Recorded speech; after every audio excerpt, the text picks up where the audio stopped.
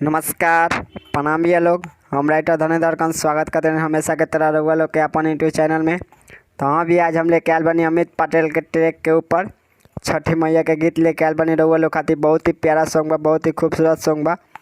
जो उनका एगो गाना रहे मार्केट में बहुत अच्छा बाजा रहे भैया लोग।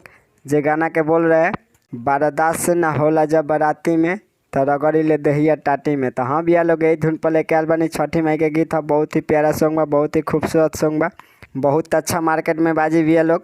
अगर वो अच्छा सिंगर बनी अच्छा से गाम तो मार्केट में बहुत अच्छा रिस्पांस लिया।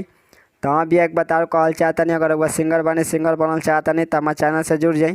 कैसे कि सिंगर से रिलेटेड वीडियो लेके आते रहने भैया लोग। गाना कैसे लिखल जाला, गाना में तुकबंदी कैसे मिलावल जाला, डेली नया नया मैटर वो लोग खातिर लेके आते रहनी। तो हमारे चैनल के सब्सक्राइब कर लिया, बेल आइकन कॉल करके घंटी के दबा दी।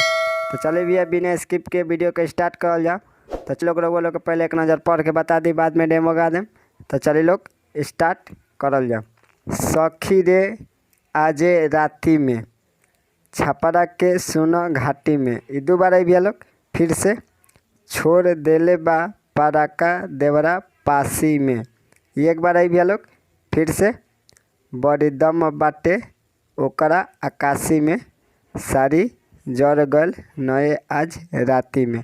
ये दोबारा आई भैया लोग। तो चलिए लोग रहुआ लोग डेमो गा के सुना दिया, स्पष्ट हो जाए भैया लोग। तो चलिए लोग स्टार्ट करल जाओ। हाँ सखी रे आजे राती में अच्छा पारा के सुना घाट में। ए सखी रे आजे राती में अच्छा पारा के सुना घाटी में। छोड़ा दिल बापारा कह दे बड़ा पासी में। बड़ी दम बटे ओकरा काशी में सारी जर गल नए आज राती में।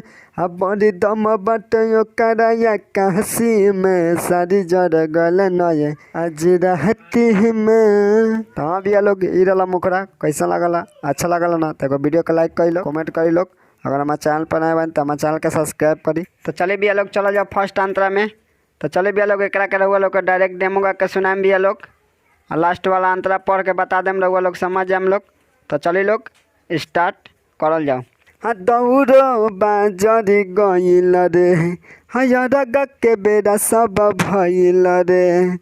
ए सखी हाँ दौड़ो बाजरी गईल रे हयरग के बेरा सब भइल रे। लुतिया हया के हाथ पे गिरल यरग के सुप गिर गईल रे।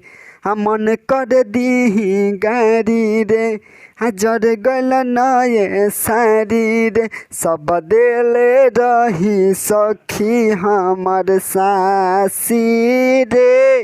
बड़ी दम बाटे ओकरा काशी में सारी जर गल नए आज राती में।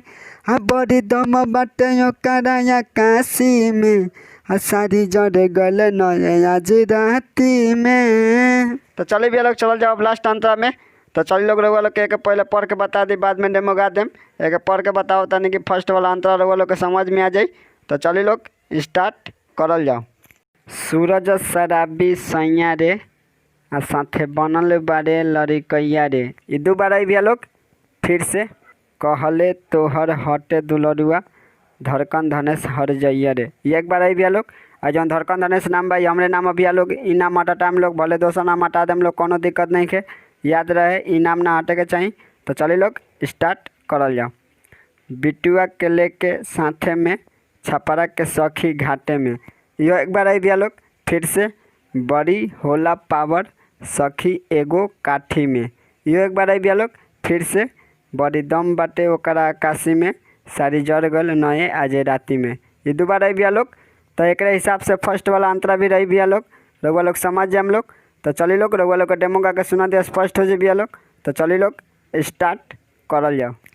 हाँ सूरज शराबी सैया रे साथे बनल बनी लड़कैया रे।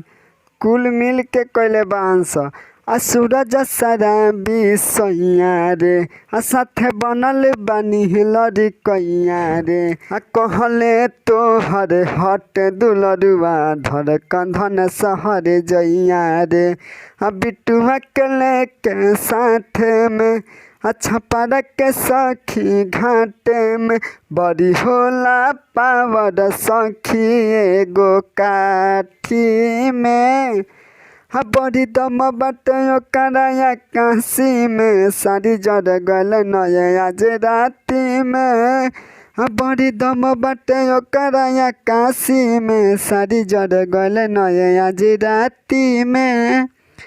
तो उम्मीद करता हूँ भैया लोग रउआ लोग के मैटर अच्छा लगल तो वीडियो के लाइक कर लो, कमेंट कर लो, शेयर कर लो भैया लोग।